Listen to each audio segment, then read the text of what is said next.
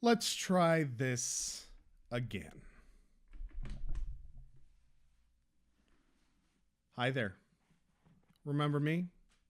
Chief Executive Officer Toho, CEO of Toho Incorporated, the company that brings you your beloved Godzilla movies. I guess y'all just didn't get the message in the last movie, or at least that's what y'all complained about. Message was too complicated. It was a little too in the weeds. Yeah. Not only that, y'all have done a little bit of messaging of your own. Apparently. Message received. So let's go ahead and let's do this Right. I hope you enjoy this next movie because let's just say I've been pretty clear with my message. In fact, it's going to be messaging so hard that if you don't message the message by the end of this message, then you didn't get the message. I hope that you enjoy Godzilla vs. Hedorah. Otherwise, well, I guess I'll just have to send a message of my own. Bye-bye.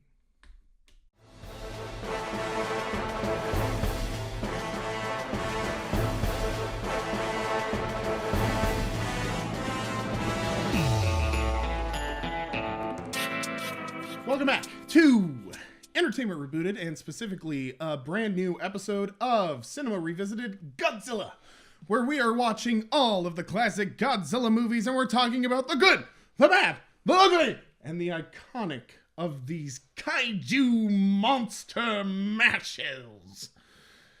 Speaking of kaiju, I am joined, of course, by our channel's private kaiju, Pat the Great and Overpowered.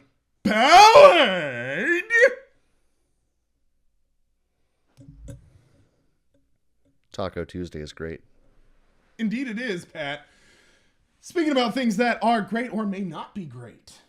Tonight, we watched 1971's Godzilla vs. Hedorah.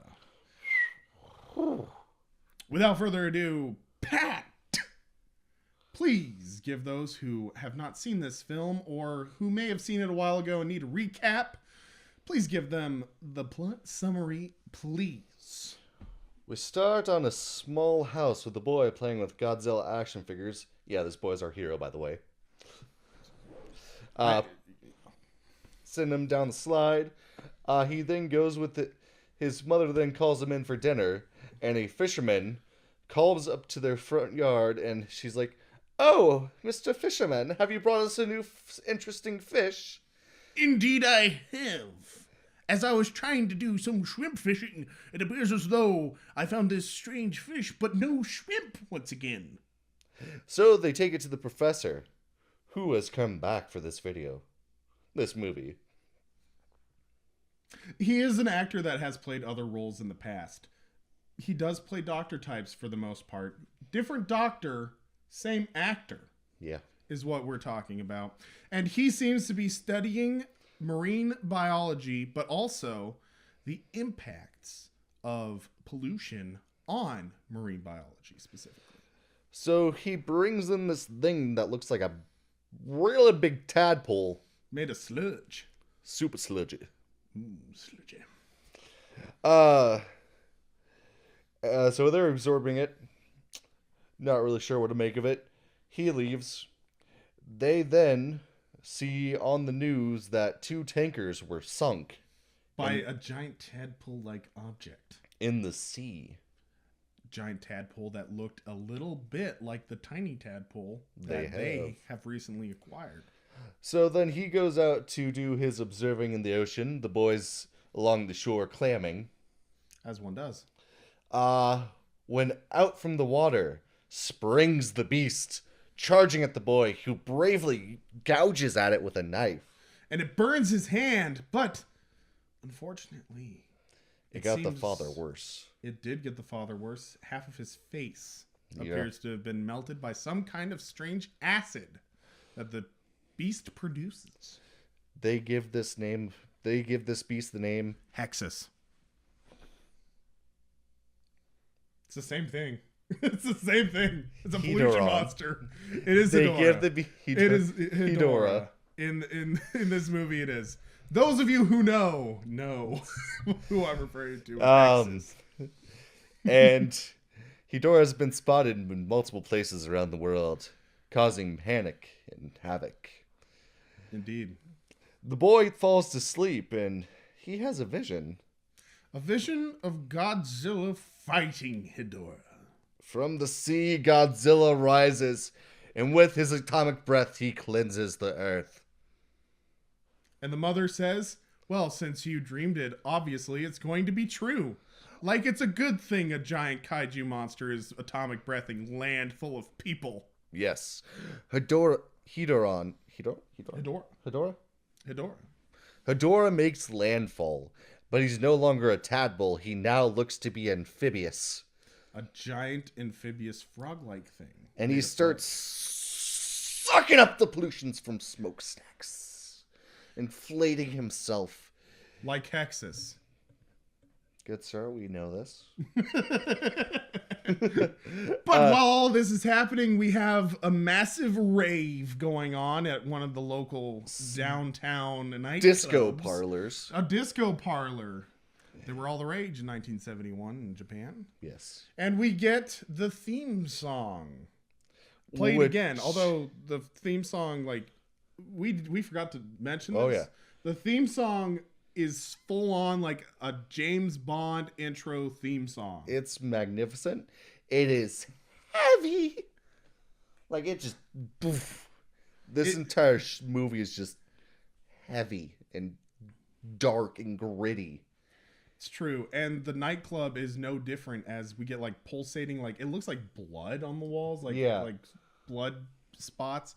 But the song in and of itself, it may be a banger, but it is depressing as heck. Yeah. We're talking pollution is killing everything. There's no one left in the world, and we need to give back our clean waters, our clean air, or we're all going to die, which unfortunately we all are also already dead, according to the song. Yeah.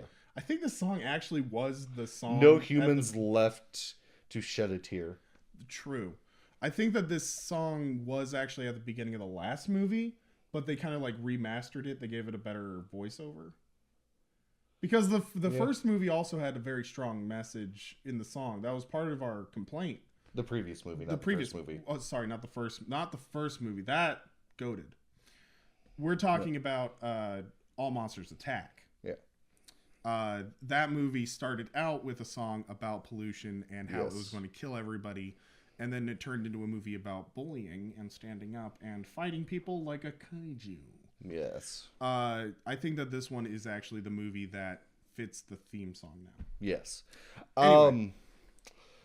So at the nightclub, we're introduced to one of the main characters, his love interest, also the singer of the main theme. Yes. It is the uncle of the boy and his love interest. Mm-hmm. He has a weird, like, trippy moment where he sees everyone with fish heads. No real explanation behind it, but it is also in the middle of this song where it's literally talking about how everyone's dead and we need give back water. the earth, give back the skies, give back the water. Give it all back. Yeah. I think that's actually the line. Give it all back. Yeah. But Hedorah, thank you. That's what I'm here for. Godzilla rises up from the dark with a magnificent entrance, just a blast of atomic breath from the fog as he comes forth. Out of the fog, he emerges and has the worst intro immediately after one of the best intros. That's literally how he's introduced. He's literally introduced like a Western hero with a rising from the song. Yeah, it's like a trombone song that sounds almost like womp womp womp, but upbeat. Yeah. He starts to fight Hedorah, and he doesn't actually do all the greatest. It's true. It's kind of hard to land hits on something made of sludge. Because every time he actually pierces its skin, it burns his hand. Because it seems that Hedorah's sludge is made out of some kind of acid. Yeah. He's able to drive it into the water, though. But during the fight, we see him smash into a building where some guys are playing mahjong, and they all die. Immediately, like, just the sludge comes into the room and it kills them all. And we see them all Dead. And then it creeps down, like the sludge creeps down into the nightclub, and it's like a scene of like the Blob, but it's a pollution blob that's killing everything as it's approaching. Yeah. And don't we also get a scene too with that sludge that actually, like, people are dying from exposure from breathing it by that point already too? No. It was only that one room? Yeah. Okay. But he's able to drive it back into the sea for the moment. The professor shows up and they're taking samples. And then they say that he cannot come out during the sunlight. No real explanation for that. No real explanation for that, yeah. They say that oxygen is hampering to his development. Because he only breathes toxic fumes, nuclear, not really nuclear energy. He's made out of nuclear materials. Yeah. Mainly he gets his source of like life from pollution though. Yes. It is like oils and things in it. There's a lot of like cartoons and stuff throughout the movie that are like, you know, the industrial plants he's breathing in from the industrial plants. He's drinking the oil from the oil tankers. And he's holding a dead whale in his other hand. It's like very like yeah, he is a pollution monster made by pollution for pollution with pollution. Pollution. It's bad. So bad. It might kill us all. Then we cut to a scene where the boy is with his uncle and the love interest, and they're at a amusement park on a roller coaster. And the boy has a telepathic vision of Godzilla appearing.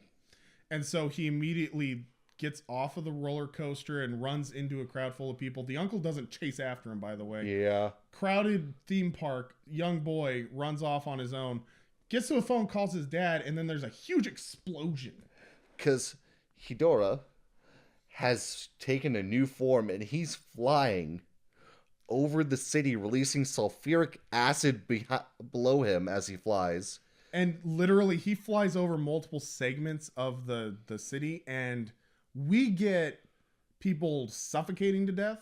We have a person that was on a skyscraper that was being built, and he jumped off as Hedorah flew towards him, and then they show him on the ground, and he's just bones. And then we have another person who's on the ground who melts on screen into bones. Yeah. On top of that, like, we're talking multiple large groups of people dying from breathing in this toxic, acidic, just gassish fumes coming from him as he flies over. Godzilla comes back. He's trying to fight him again, but he's too fast. Not Godzilla, but Hedorah is too fast for him to really get a hold of. The uncle and the love interest lose their car because Hedorah takes on a terrestrial form and pulls in all the vehicles that he can. It's just bad. It is really bad. So we go back. We're at the family house again with the professor, his wife, and the son. Also at the same time, the uncle and love interest are at the club, and they're like, you know what? Let's throw a massive party at Mount Fuji. Because we might as well celebrate what little nature and stuff that we have left. It is a very dark party. Yeah. Like, the theming behind the party is pretty dark. It's like 1 million people together at Mount Fuji for like a final, like, goodbye, kumbaya. Let's try to fight it with positive vibes. And that's literally what it is. It's like, let's try to fight Hedorah with positive vibes. Yeah. So the father's just like, if there's only something we could fight. And then the son just says, well, couldn't we just dry him because he's made out of sludge? So the father does a small-scale experiment with 2 electrodes using to zap all the moisture out of a small tadpole they were using to experiment. And it appears to work. So then he calls the Civil Defense Force to start building up big ones. So that way they can actually attack Hedorah with these giant electrodes. But before they were completed, Hedorah starts flying towards Mount Fuji, and he's laying waste in his path. And he lays waste to the festival and like 90% of the people that attended the festival, Including the uncle. And so like the uncle's the first person in a long time of like the semi-main cast to die. Yeah. On screen specifically too. Yes. Godzilla showed up and he was trying to fight him. He loses one of his eyes, is just completely corroded. His one hand he sacrifices to take out Hedorah's other eye. He ends up sacrificing his other hand, deflecting like a laser beam that Hedorah can shoot. Yeah, Hedorah's shooting out freaking laser beams that are releasing toxic clouds upon impact. Let's just say that Godzilla gets worked. Yeah. It literally is one of the few fights where so he far does that not... he does not look like he's going to win. No. It actually does look like he's going There's to multiple times where we were both convinced he was either dead or about to die. I mean, he gets completely worked. He's breathing in a whole bunch of like this toxic fumes. You can see him like struggling to breathe. Yeah. At one point, he falls into a crater, and Hedorah starts burying him alive in toxic sludge. And Godzilla's just trying to get back up and it's like releasing atomic breaths every once in a while. And then he stops his like normal screech and he lets out a yelp. Like yeah, he like, actually like a yeah, like it like a distressing, like he's distressed, he's like like a final cry. The professor, hearing that Hedorah is heading towards Mount Fuji, is like, oh no, we need to go to the defense force and make sure that stuff gets built and it's ready to go because we need to do it now. Helicopters fly in, they drop some oxygen. That gives Godzilla enough time to get out of the crater. And from the post where the electrodes are, we can see just the blast of atomic breath and laser happening in the distance as they close in. Forth. Yeah.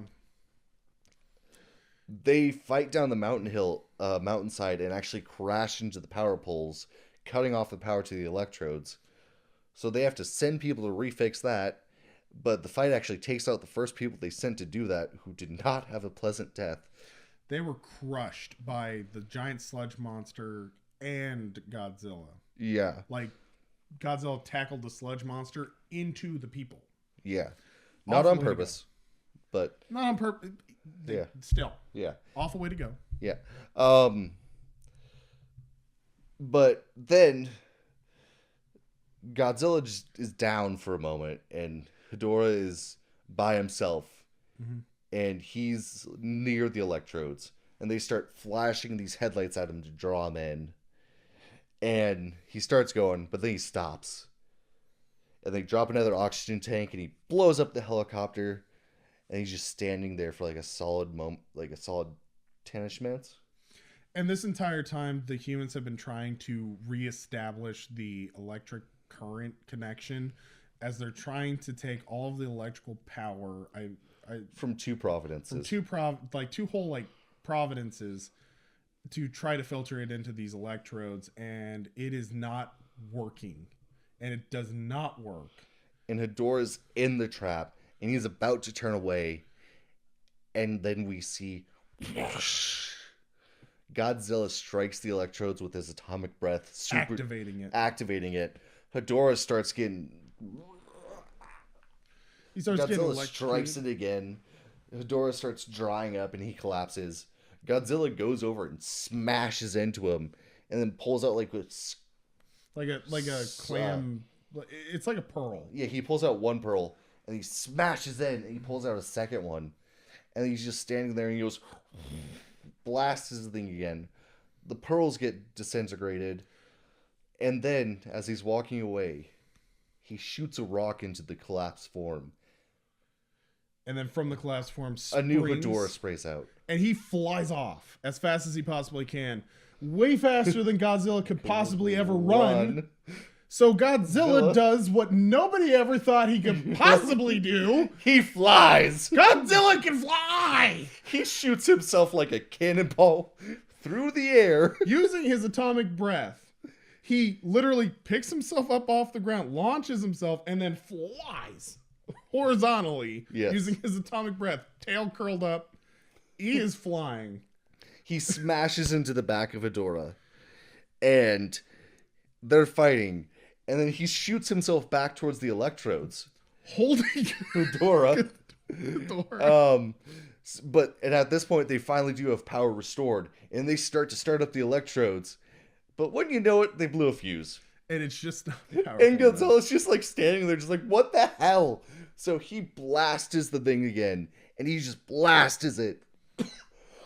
And that's exactly what happened. He blasts it and blasts it and blasts it until Hedorah turns back into a dried like turd, and then he literally rips it apart. Rips pieces out of him, stomps on him, blasts the thing again, drying out everything.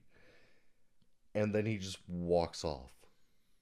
Literally, he walks off into the sunset like the gunslinger he's been portrayed as for some reason this entire movie. But yeah, no, this movie is just... It's heavy. It is very, very heavy. This is by far the darkest Godzilla movie that we have seen to this point. The first movie, dark, heavy, very heavy subject matter. However, this one is dark. Yeah. And the other thing too is that there is a lot of cinematic storytelling in it. Oh yeah. And it has a lot of very, very gruesome imagery. Yeah. And it's not even like just out in your face, but also very subtle little things. Yeah, it's just boy howdy. Boy howdy. And speaking about little things and details, we like to talk about details, good, bad, ugly, iconic details about this movie. So Pat, without further ado, what is good about Godzilla versus Hedorah, in your opinion? This one really, it's got a smooth flow that's been missing for a bit. Mm-hmm. It has a storyline, and it doesn't have all these branches to it that, are just muddling it up. It is like a nice stream. It is a dark stream, but a cavern stream, but it is a nice stream. It flows magnificently. It has a very, very concise kind of story. Yeah. It's easy to follow. It's not one of those that gets really muddled. Yeah. Absolutely. This one is very clear. Yeah. Yeah.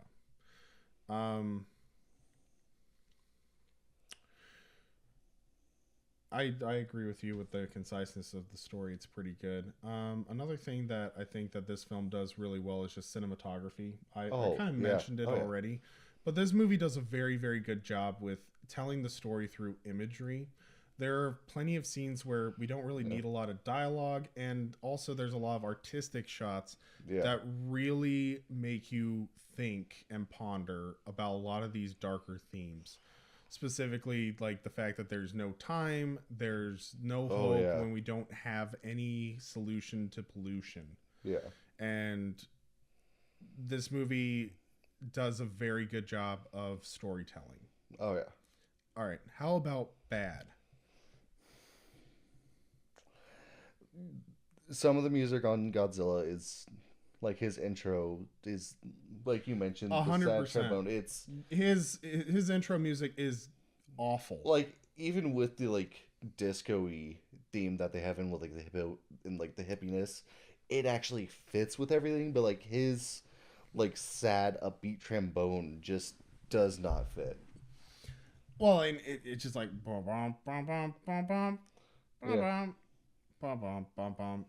I can't even do it right. I can't even do it justice. Yeah. I agree 100%. That's my bad too. Yeah. Godzilla's intro music is awful. Yeah. It's derailing. It doesn't fit the theme. Yeah. I don't understand. This is a continuing theme with this Godzilla series. Yeah, why are they so averse to using the Godzilla theme? Yeah. Yeah, why if he shows up and you just get the bum bum bum bum bum bum bum bum bum, it's iconic. Yeah. It's very easy to identify, and Godzilla, even if he's the good guy, even if he's the white hat in this situation, an imposing force of nature.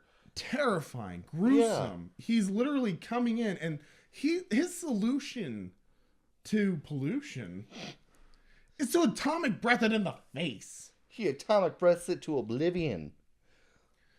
And it's just one of those things where he has a very good theme. Yeah. Why are they so averse To using it.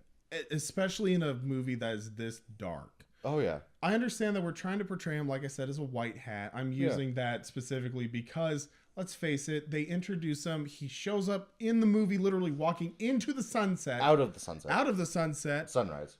Out of the sunrise. Yeah. Out of the sunrise into the like sunset. a gunslinger. Yeah. That's literally how he walks in. It's literally, there's a new sheriff in town, and his name is Godzilla. Yeah. Then we get this like sad, weird trombone music, and yeah, and it really doesn't fit. If we had a better intro, and the other thing too is that like I understand that we're talking about a movie that's kind of in culture. They're trying to keep it relevant. They're trying to keep it modern. But why do we continue to insist that the true theming of a Godzilla movie is surfer jazz?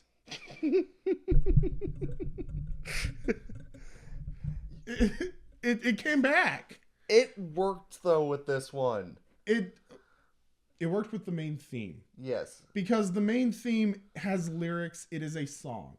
It is meant to be catchy. They use it a couple of times. I agree with that, but it does like the score follows that theme. Having one song that's the intro. Think about it, like James Bond. Since we have such a James Bond-esque intro to this movie, James Bond movies always have like the one song. You know, you have Skyfall, you have Goldfinger. Octopus.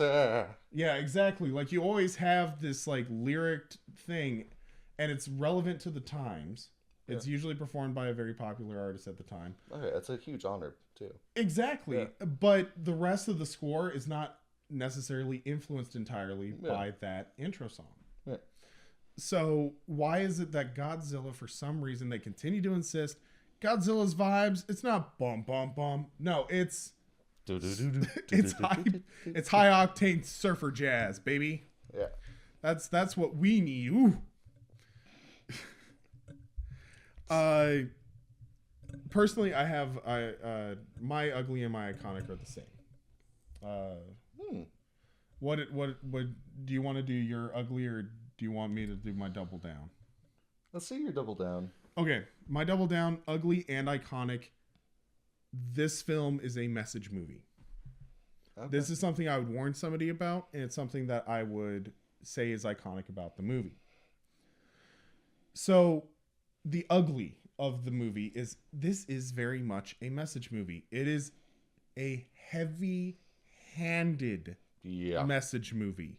You do not get 3 minutes of reprieve from the message. No. Pollution is bad. People will die. We need to find a solution. Yeah. It is going to kill us all. Yep. This is a threat that is much bigger than even Godzilla himself.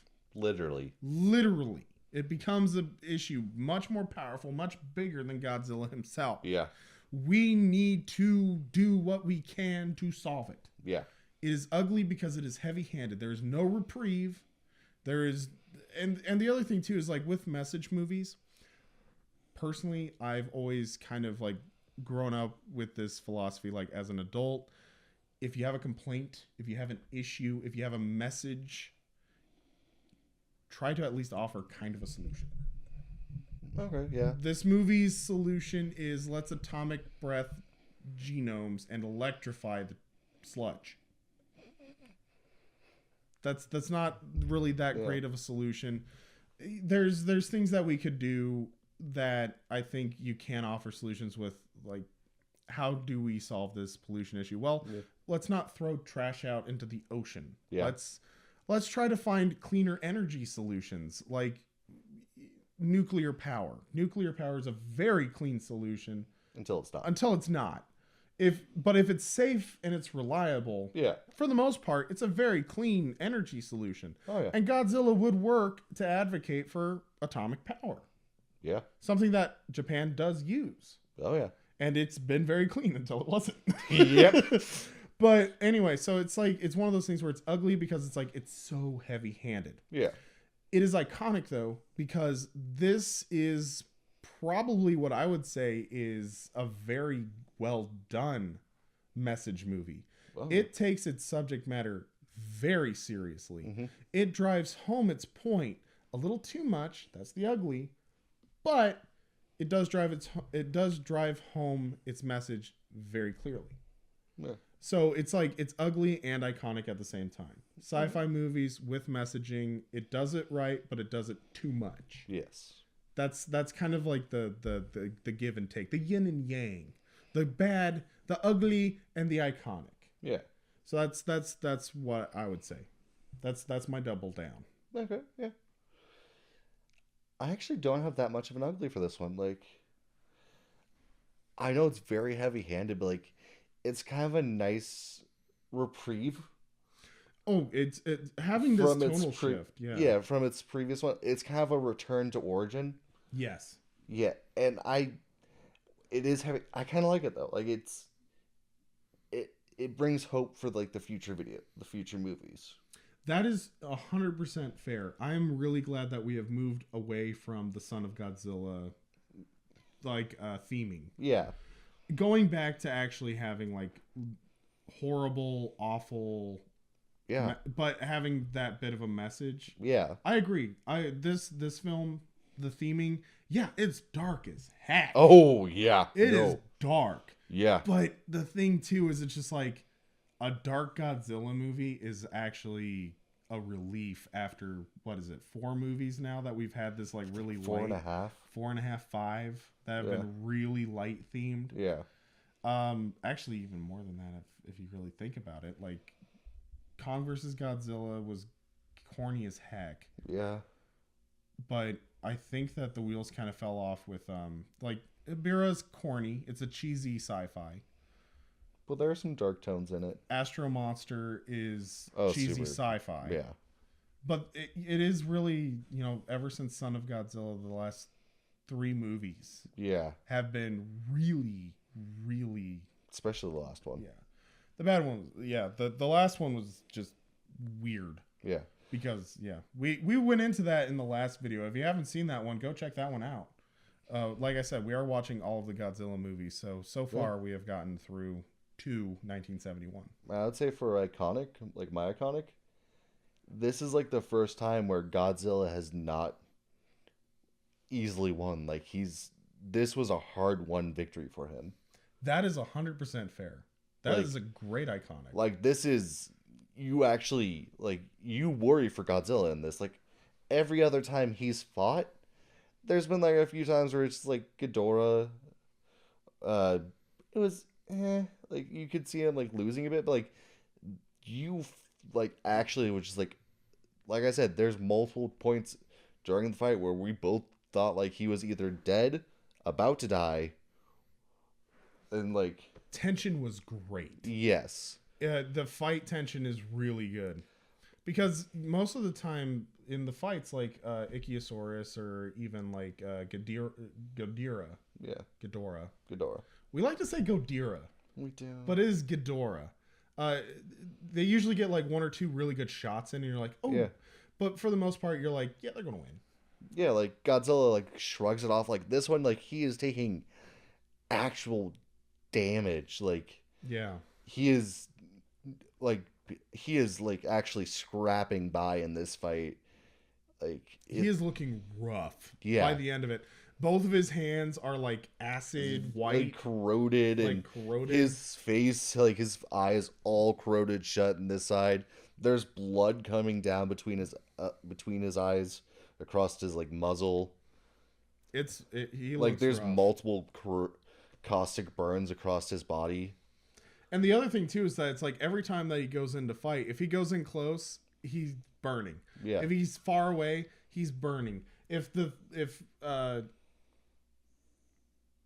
Hedorah flies over him, he's literally suffocating smoking. and burning inside. Yeah. Hedorah is able to shoot caustic sludge out, and he's able to shoot laser beams. Yeah. Yeah, like it. That's iconic, man. You're right. That's 100% iconic. It is a hard fight for King Godzilla, but he pulls out of it, and I truthfully feel like for a moment or two thought he might actually just collapse after he's done. Yeah.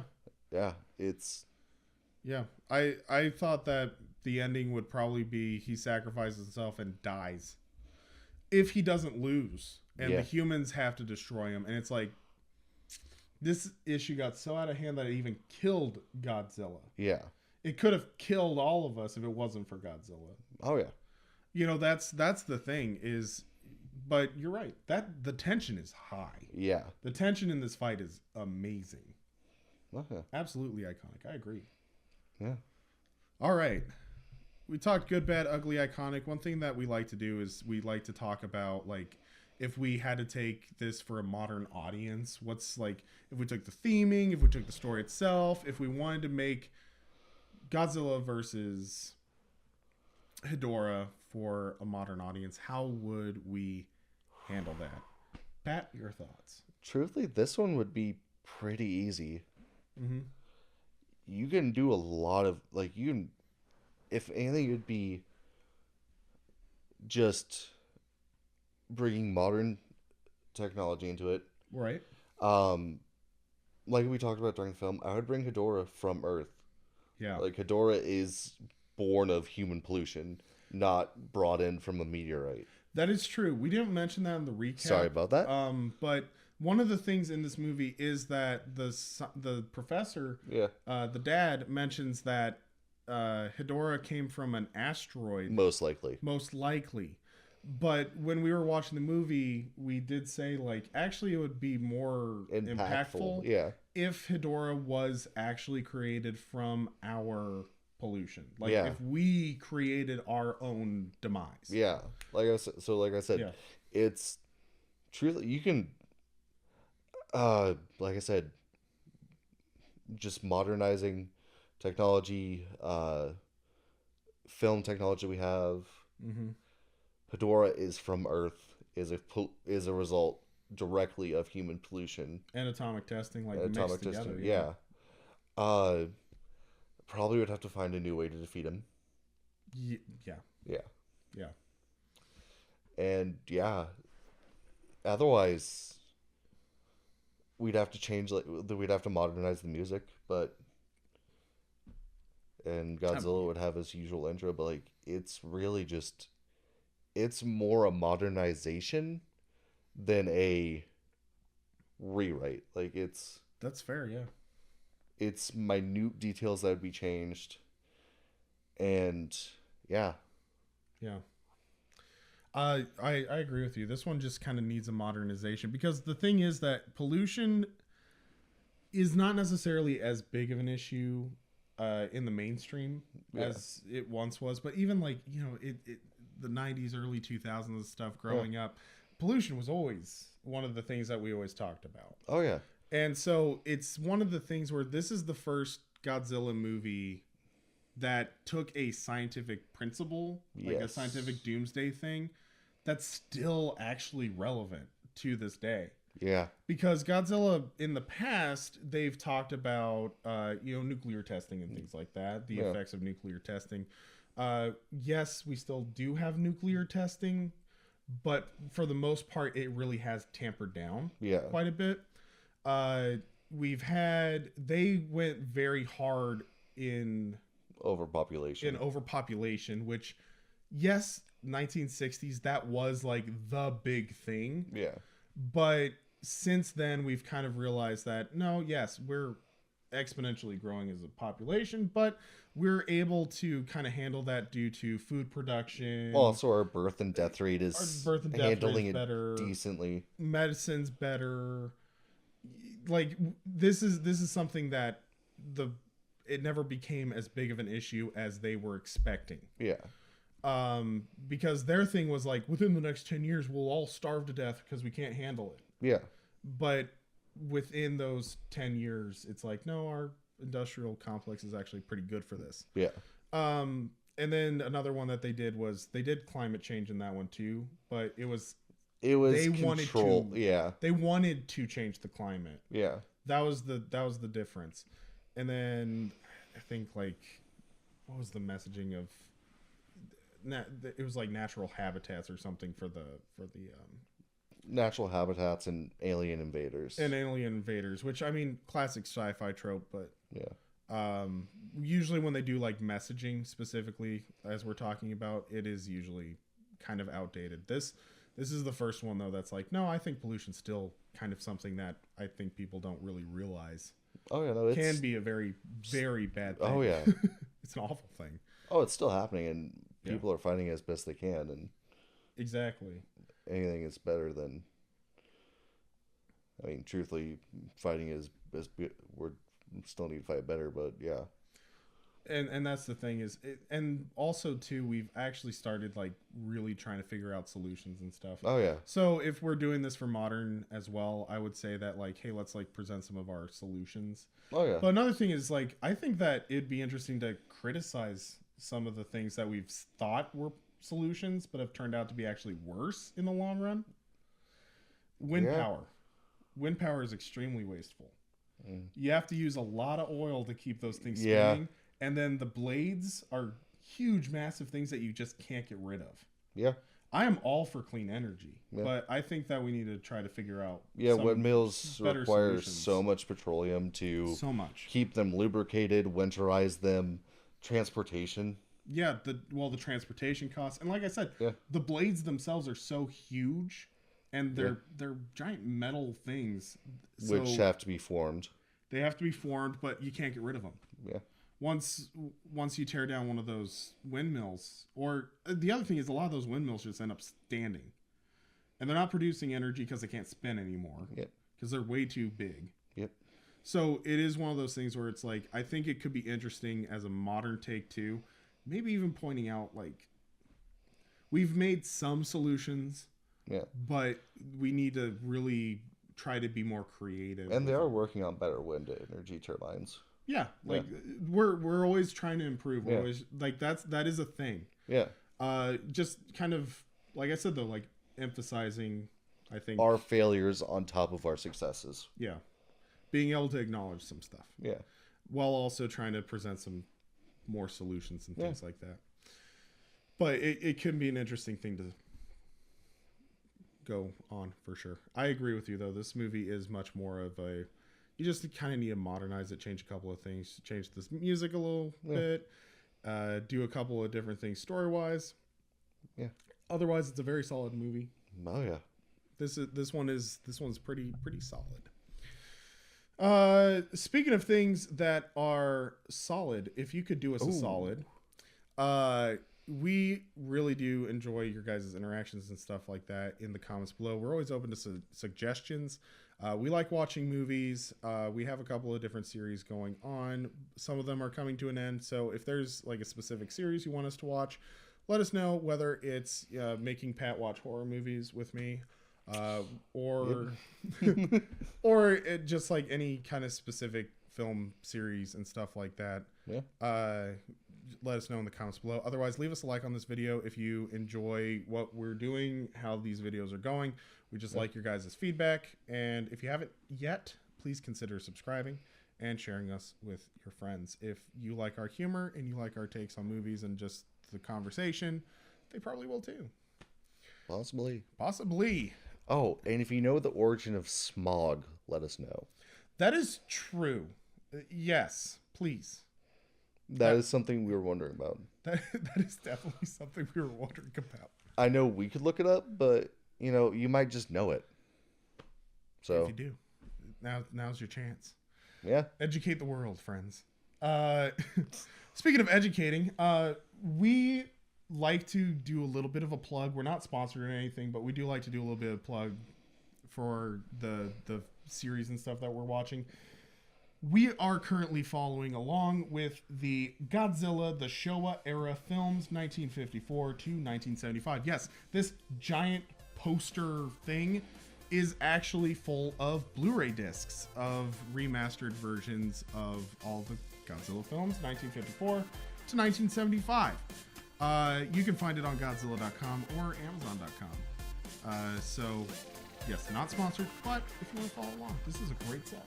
We're enjoying it immensely. Otherwise, I guess we'll see you guys in the next video. Catch you on the flip flop.